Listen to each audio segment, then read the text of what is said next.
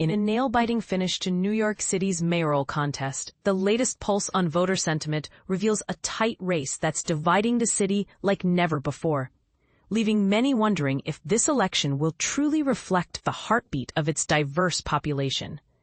Dive in as we unpack the eye-opening details from Quinnipiac University's fresh poll, and get ready for some surprising twists that might just change how you view this high-stakes showdown. As the clock ticks down to Election Day, Democratic hopeful Zohran Mamdani is pulling ahead with a solid 43% backing from likely voters, those folks most expected to cast their ballots, according to the Quinnipiac University New York City poll released today. Trailing closely is independent contender Andrew Cuomo with 33%, while Republican candidate Curtis Sliwa lags at 14%. A small slice, 6%, remains undecided, and another 3% decline to share their thoughts. For context, if you're new to polls, think of likely voters as the key players who have already shown strong interest in participating, making their opinions a reliable snapshot of potential outcomes. But here's where it gets interesting.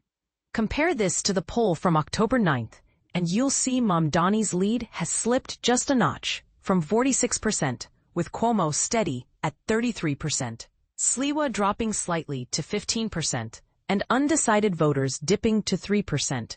It's a subtle shift that hints at a race that's far from locked in, especially with early voting already in full swing. Breaking it down by party affiliation paints an even clearer picture. Among Democrats, a whopping 59% are rallying behind Mamdani, 31% for Cuomo, and just 4% for Sliwa, with 3% undecided. Republicans, on the other hand, are split nearly down the middle. 45% favor Cuomo, 44% Sliwa, and a mere 5% back Mamdani, with another 5% on the fence. Independents, that crucial swing group, are evenly divided at 34% each for Cuomo and Mamdani, 18% for Sliwa, 10% undecided, and 4% opting out. This partisan split underscores how deeply personal loyalties can shape a city's future. Imagine voting for mayor not just on policies, but on party lines that feel like family ties. And this is the part most people miss, a stark generational divide that's tearing at the fabric of NYC's electorate. Young adults aged 18 to 34 are overwhelmingly Mamdani's biggest fans, with 64% backing him, 20% for Cuomo, 7% for Sliwa, and 8% undecided. Moving up to 35 to 49-year-olds, support for Mamdani holds at 50%, Cuomo at 25%, Sliwa at 13%, and undecided at 7%. But flip to those 50 to 64 and the race tightens. 41% for Cuomo, 35% for Mamdani, 17% for Sliwa, and just 3% undecided. Seniors 65 and over lean even more toward experience, with 39% choosing Cuomo, 33% Mamdani, 19% Sliwa, and 4% undecided. As Quinnipiac's Mary Snow puts it, Mamdani dominates among the youth, while older voters give Cuomo and Sliwa a fighting chance. This gap isn't just numbers. It reflects clashing priorities, like tech-savvy urban innovation versus traditional stability. Could this be the real battleground deciding NYC's path? Diving deeper, the poll asked voters about their resolve. How likely are they to switch horses before the finish line?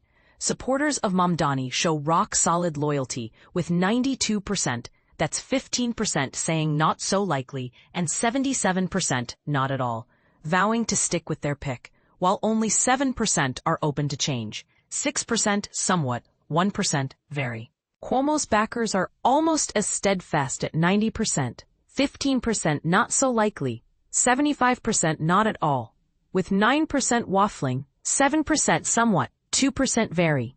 Sliwa's fans are a bit more fluid, with 81% committed, 15% not so likely, 66% not at all, but 19% considering a shift, 15% somewhat, 4% very. It's a reminder that even in a polarized city, minds can still be swayed, perhaps by a last-minute debate or scandal. On the favorability front, where opinions can make or break a campaign, Mamdani comes out with 45% favorable views, 41% unfavorable, and 11% who haven't heard enough. Cuomo fares worse, at 34% favorable, 54% unfavorable, and 8% unfamiliar. Sliwa sits at 29% favorable, 38% unfavorable, and a high 30% who need more info. These ratings highlight the power of name recognition in politics.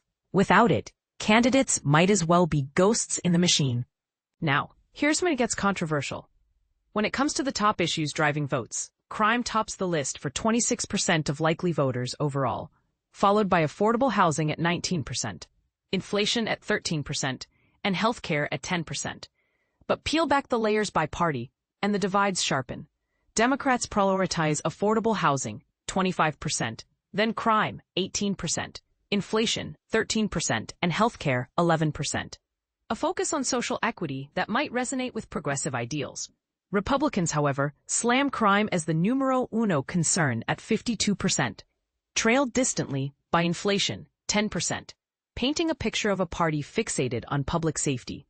Independents blend the two, leading with crime, 28%, then inflation, 16%, affordable housing, 15%, and healthcare, 11%.